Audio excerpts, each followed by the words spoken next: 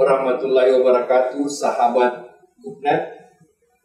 Saya Andi Mangara dan saat ini saya tengah berada di ruang kantor Rektor UNM, Profesor Dr. Haji Husain Sham, yang sebagai tamu Gupnet. Beliau sudah ada di sebelah saya dan asiknya nih, tamu tapi kita bertamu di ruang beliau.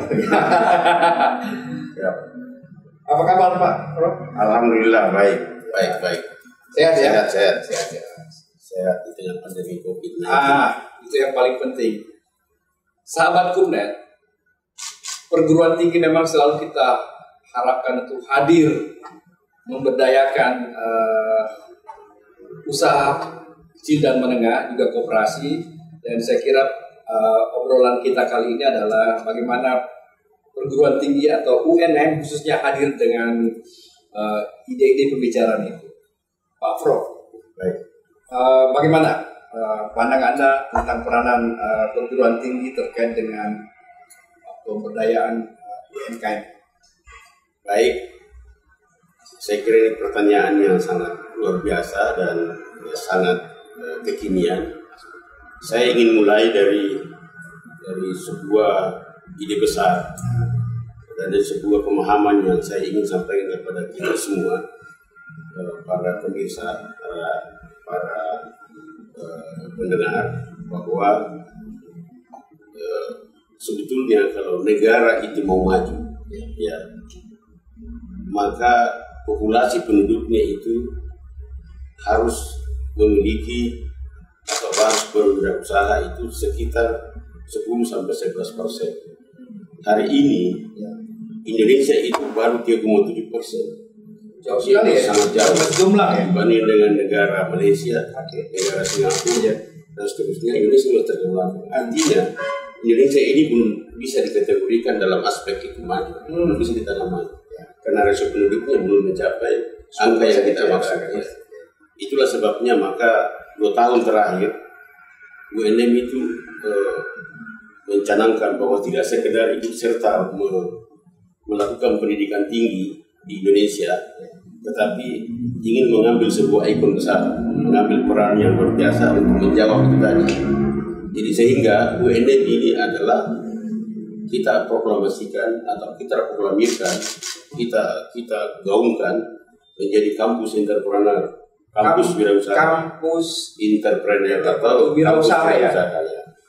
Sehingga tidak ada mahasiswa di UNM mulai dari D3, D4, S1, S2 maupun S3 yang lulus dari UNM kalau tidak melalui mata kuliah kewirausahaan. Punya mental atau wawasan tentang wirausaha itu ya. Itu tidak cukup. Akhirnya saya membuat unit wirausaha. Itu pun tidak cukup. Saya buat lagi lembaga inovasi dan pengembangan kewirausahaan. Lembaga inovasi dan pengembangan kewirausahaan. Ini untuk kemudian tugasnya adalah menjawab atau memberikan pemahaman secara sempurna kepada seluruh sivitas akademika bahwa betapa wirausaha itu penting untuk kita hadirkan dalam rangka mempercepat ataukah mengklaim bahwa negara ini negara maju. Memang mindset harus dirubah ya. Yang tadinya orang harus jadi pegawai negeri sekarang, you harus jadi wirausaha gitu ya. Makanya menurut catatan kami dengan pola ini kita akan kembangkan. Ya, kita tidak mau mendengar ada alumni Universitas Negeri Makassar yang kemudian menjadi pengangguran. Dengan catatan kita membuat definisi kerja itu apa. Jadi UNM harus membahas yang namanya pengangguran intelektual itu ya. Iya, pengangguran intelektual dan membebani negara sejauh ini. Tapi definisinya kerja itu adalah bukan cuma PNS atau ASN. Harus dia bisa. Jadi karena yang kita mau bangun di sini adalah sebenarnya alumni UNM itu, lalu kemudian perguruan tinggi UNM itu dia berjiwa entrepreneur. Katakanlah 90% berjiwa entrepreneur, 10% kita alumni kita itu yang betul-betul bisa membuat startup atau berwirausaha. Jadi dia nanti akan menjadi pengusaha handal karena sudah terbina, terdidik Nah, baik dari knowledge maupun skill gitu ya. Saat fresh graduate dia bukan mencari kerja tapi menciptakan lapangan kerja. Oke. Itu harapannya. Menarik kebijakan kita. Jadi 10% saja kita kirim ke situ. Kemudian nanti menjadi pengusaha yang handal untuk membuka lapangan kerja. Maka ini adalah sumbangsi yang besar bagi kemajuan negara. Itu yang mau diarahkan UNM ke situ. Jadi katakanlah gini, ini suasana pendaftaran usaha baru sekarang. Saya mau katakan begini, siapapun generasi muda bangsa, dimanapun dia berada di seluruh penjuru Nusantara, mau masuk perguruan tinggi dan bertalenta, ini mengembangkan kewirausahaan pada dirinya, udah UNM tempatnya. Bukan cuma di Republik ini, dari Malaysia, dari Singapura, ayo mari ke UNM, karena kita akan buat. Kita sudah siapkan semua infrastrukturnya. Gitu ya? Sudah siapkan Pak. Banyak unit usaha kita buat. Ini lalu sekarang kita lagi buat SPBU, kemudian Starbucks, ada hotel Lamaca, semua kita buat unit-unit itu untuk kemudian tempat berlatih. Tapi tidak cukup itu, harus dimodali dengan ilmu pengetahuan. Itulah sebabnya tadi mau saya katakan tidak ada mahasiswa yang keluar dari alumni UNM dari seluruh strata yang tidak lulus mata kuliah kewirausahaan, paling tidak jiwanya terbentuk. Dan itu mata pengajarnya itu dosen-dosen itu orang-orang. Saya koordinatornya mata kuliah kewirausahaan. Langsung Pak Rektor? Iya, koordinatornya. Karena saya banyak menulis buku tentang kewirausahaan, giat menuju sukses. Gitu ya. Bisa dibagi nanti kita nih. Bisa ya. Pemirsa juga bisa dikirim. Iya. Sahabat Kupnet ini kan menarik ya, bahwa masyarakat kadang-kadang bisa memproduksi tapi susah untuk memasarkan. Nah, bagaimana UNM hadir ini untuk mendorong masyarakat sekitar tuh, warga kampusnya untuk ayo berproduksi dan sekaligus diajarkan ilmu memasarkan produk. Gimana itu? Ada programnya kan? Ada. Jadi kita ada punya galeri. Galeri itu hasil produknya mahasiswa, dosen, itu kita kirim ke situ lah.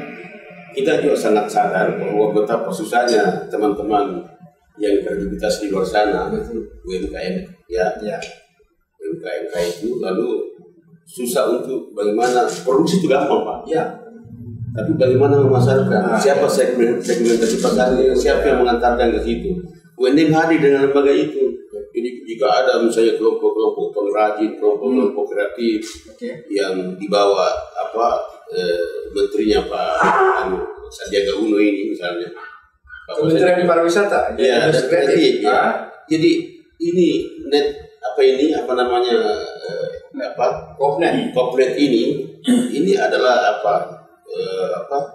media pemberitaan yang menurut saya paling tepat untuk bekerjasama dengan Sandiaga Uno. Ini sahabat dan kita dapat dorongannya luar biasa dari Pak Prof ini. Jadi kita akan jadi mitra yang tepat untuk bagaimana mendorong jiwa wirausaha dan juga bagaimana memasarkan produk-produk UMKM ini.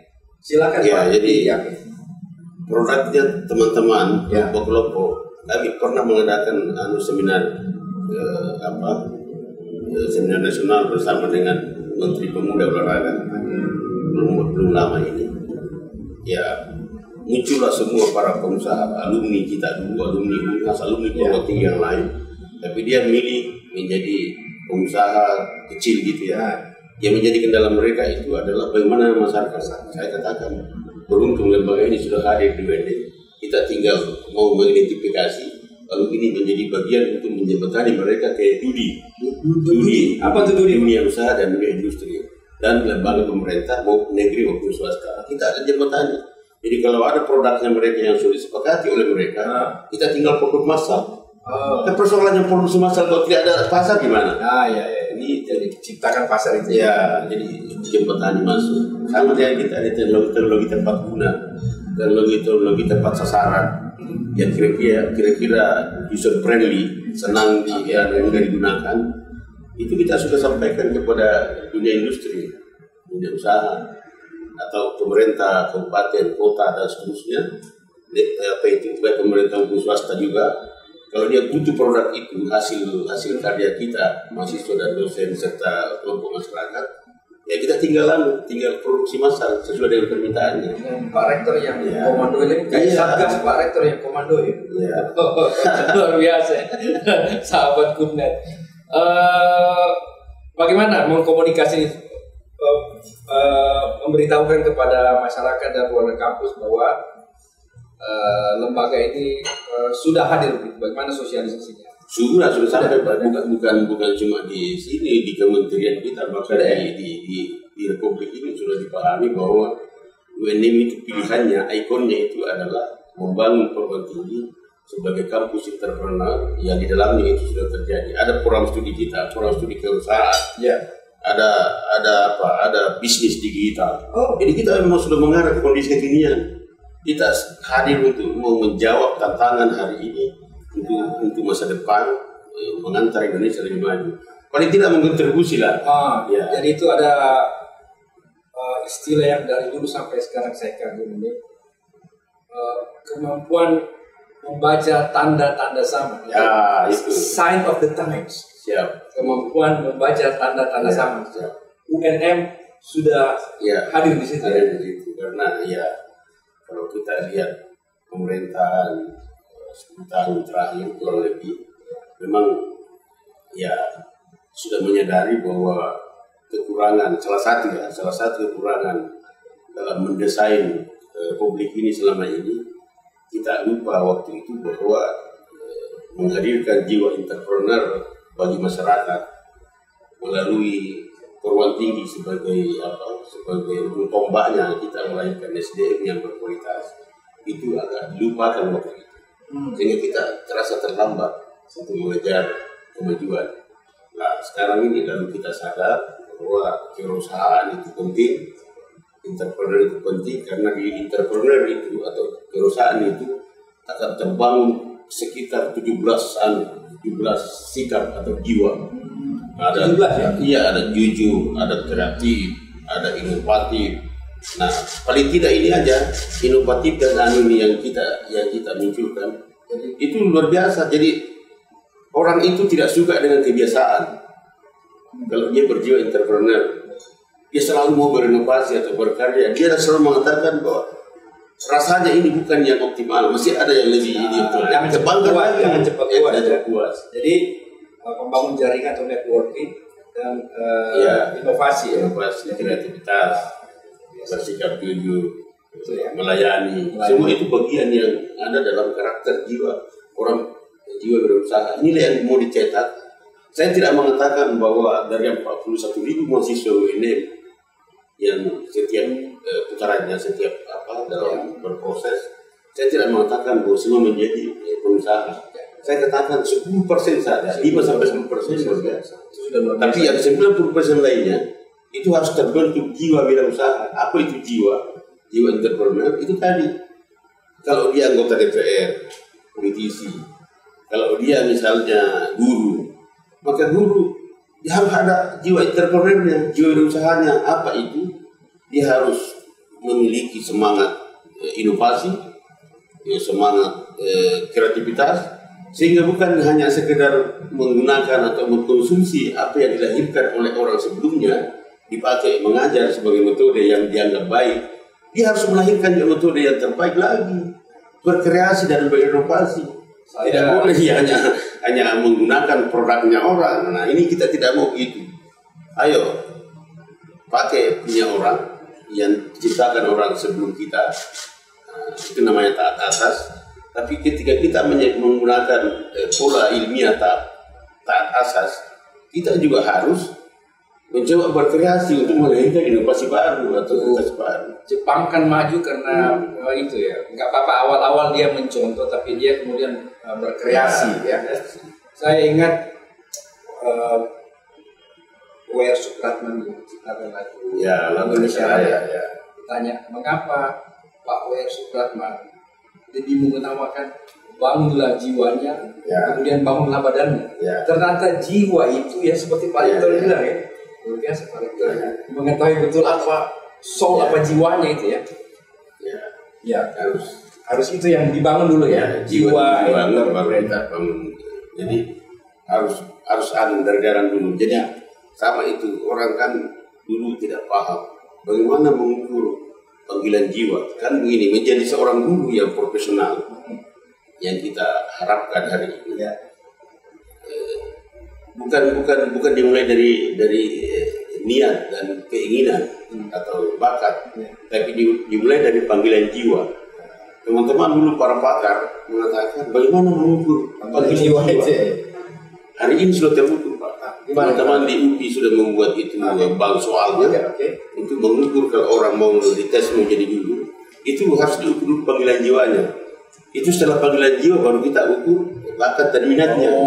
Lalu setelah itu baru kita ukur membuat dia bekerja dengan hati, dengan jiwa, dengan cinta. Iya, kalau tidak dengan panggilan jiwa, sama juga tadi. Kalau tidak atas nama panggilan jiwa tadi untuk berwirausaha, dan satu pesan saya bahwa menjadi wirausaha, teman-teman KMK itu yang ada di luar sana, itu bukan gen, bukan turunan, bukan. Jadi itu ilmu. Ya, jadi kata kuncinya itu kalau ilmu dapat dipelajari. Nah, ini kewirausahaan ya atau entrepreneur ini ada bukunya, ada teorinya. Dapat dipelajari karena itu bukan turunan. Tapi lebih bagus lagi kalau memang ada gennya seorang pengusaha bapaknya, turunannya. Dia juga belajar. Itu hebat itu. Sesuatu yang terberikan, kemudian dia belajar, maka itu paripurna udah ya. Dia sudah bawa dari gennya. Belajar lagi dengan ilmunya, sempurna itu. Semoga Yusuf Kala misalnya. Ya, betul. Sahabat Kupnet ini masih ingin ngobrol dengan Pak Rektor ini, tapi kan beliau super sibuk, banyak tamunya begitu. Ini aja kita antir beberapa tamu. Jadi sebagai mungkin closing statement, ada yang ingin beliau sampaikan kepada sahabat Kupnet terkait sekali lagi mengulangi bagaimana kampus hadir untuk mendorong adanya pertama jiwa wirausaha, dan yang kedua adalah tumbuh kembangnya UMKM. Silakan Pak. Baik, sahabat Kupnet yang saya cintai, saya banggakan, saya ingin